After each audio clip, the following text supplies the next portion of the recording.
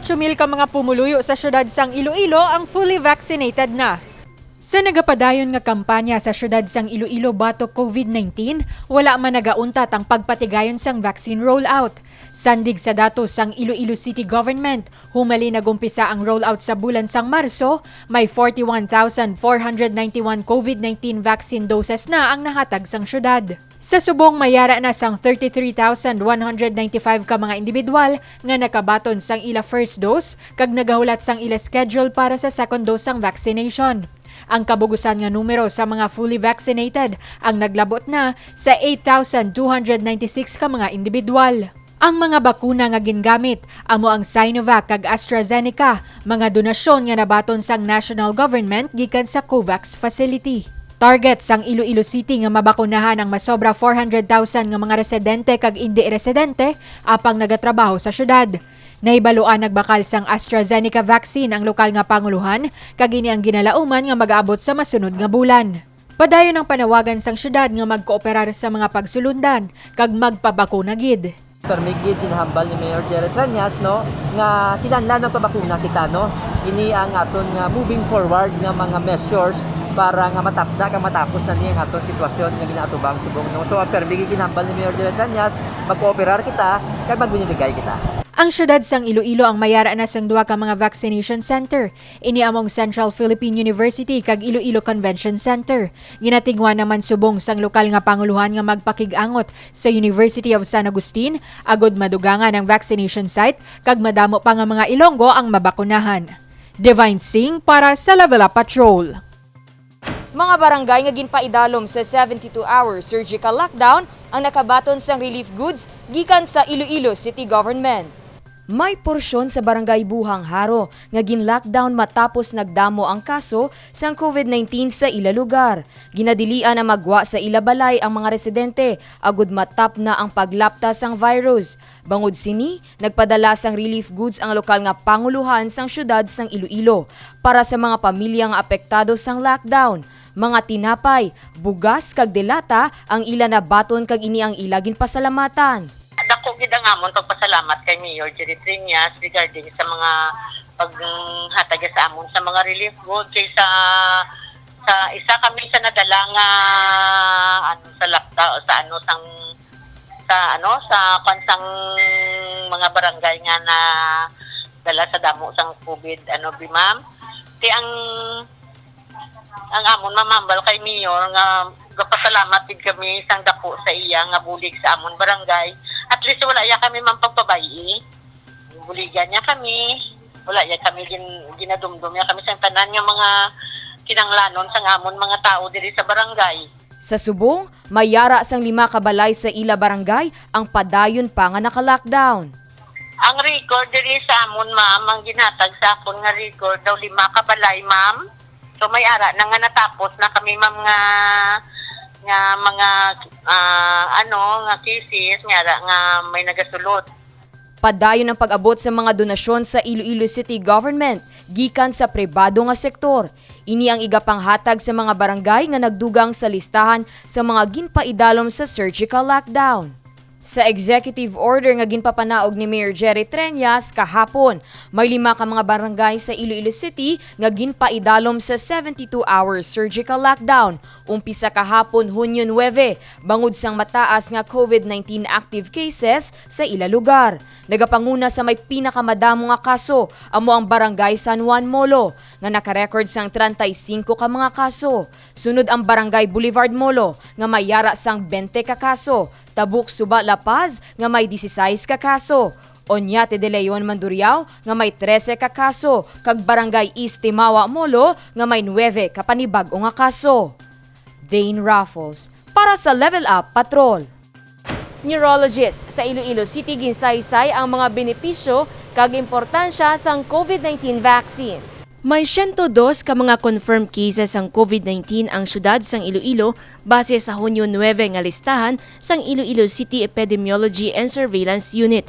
May isa man ka returning resident kag isa man ka authorized person outside residence ang nagpositibo sa virus. Kada adlaw, wala naganubo sa isa ka gatos ang COVID cases sa syudad. Para kay Dr. Alexander Talamera, isa ka internal medicine kag neurology specialist, karakter sang virus ang mag-evolve sang lain nga variant. Gani dapat maghimo sang tikang ang mga tao agud mapunggan ang paglaptas sini. Let's look at it from the standpoint of the COVID virus itself. No? So we know that humans are smart, pero ang virus smart man siya. It is the ability to evolve, no, into different variants. And you know for a fact nga last year wala kita kabalo nga this year gali damo variants ang COVID. And these newer variants are known to be more transmissible. Mas dasig sila magsilo from one person to another. So I think that's one reason. So because of that, wala kita niya control sa virus nga nag-evolve tapos easily transmissible. But what we have control over is the second factor, which I believe is us. I think if you look at the habits of people are more complacent. Feeling isang tao, mas intindihan niya na gid ang COVID, mas kilala niya ang characteristics ng COVID, mas confident siya na hindi siya malatnan sa COVID, which eventually we found out nga hindi tuod, no? Because families after families, office after office, workmates after workmates, nagamasakit sila. I think we have to look at our habits. We should not eat with anyone, especially when we are in our office. In fact, our mayor even advocated that even at home, ma-eat ka alone because you don't know, no? Basi asymptomatic carrier ka, nga malatnan mong bilog mga family. So, ginambal gani, the virus is smart, but humans should be smarter. Dugang pa ni Dr. Talamera kung basehan ang mga pagtuon, madamo sa mga short kag long-term effect ang virus, kalakip sa mga maapektuhan ang mga nervous system. Gani delikado ang COVID-19 sa mga may comorbidity, pareho sang hypertension, diabetes, asthma, kag iban pa nga neurological diseases. Ang virus ang sarangman makatugas ang stroke kag psychiatric diseases. Gani importante nga magpabakuna batok sa COVID-19.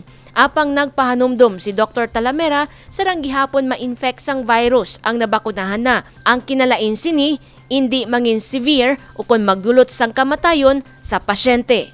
Common ina nga misconception nga kung bakunahan ka, hindi ka na magka-COVID, no? So, syempre, you have to look at it in a spectrum na ginatawag, no? So, sa far ends ng spectrum, pinakagusto tagid no disease. Hindi ka magmasakit. Then there's the mild disease, moderate disease, severe, and death. The truth is, all these vaccines, ang purpose ng vaccine nga ni is to prevent severe disease and death. So, imagine a world where we're all vaccinated and when you get a COVID, you will just a mild flu, you have to quarantine, but we have eliminated the severe form of COVID and death. So, hambal gani ni Dr. Fauci, no? He is the author of textbook of internal medicine, and as you know, he is an advisor to the US, no, efforts on vaccination. In the future, the world will look like that kung magka-COVID ka, magka-flu ka lang, but you will never die from it, no? Hopefully. So, munang world na ginalantaw natin in the future, but we can achieve that if a sizable amount of population gets vaccinated. So, ara pala kita sa effort, kag sa aton sa Pilipinas, very, very low, no? Kilanglan natin mag-do this campaign to encourage more people to get the vaccines. Nagapati man si Dr. Talamera nga wala sang dapat kulbaan sa bakuna, bangod ini ang wala nagapalipot sa kabuhi sang tawo. I find it really funny, no? Nga kung bakunahan ka, 2 years ka na lang, no? Kag wala nila gin-specify kung ano nga bakuna.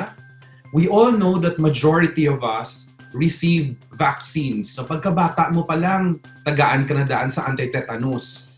Tapos tagaan ka sang BCG mo, tagaan ka sang polio, measles, mumps, rubella. And yet, we all grew up to this age, no? So, I think isa siya sa mga misinformation kag gapatalang ng mga information sa panahon nga kilanglan naton sang vaccine confidence. Kumbaga, the light at the end of the tunnel in this pandemic is really vaccination. No? Ulang tawunta, ano ang ato niya pang bato subong. And yet, there are groups of people nga short of not being vaccinated, ginahamper, no? Kumbaga ginapunggan pagid ang iban nga tao nga magkuha sang vaccine. And I think there is injustice there, no? Nga dapat kami nga mga doktor, no, we are advocating this because we believe in the scientific evidence. So dapat mapabakuna kita, no? Hindi ina matuod. Mula na mahambal siguro, no? Apila sini sa publiko mangin responsable kag hindi basta na lang magpati sa mga makitaan o kon mabasahan nga impormasyon nga nagapakamalaot sa vaccine. Bakuna ang solusyon sa away batok sa COVID-19 kag kinahanglan diri ang kooperasyon sang tanan. Hindi man dapat pagkalimtan ang pagsuksok sang face mask, paghugas sang kamot, kag pag-obserba sang physical distancing.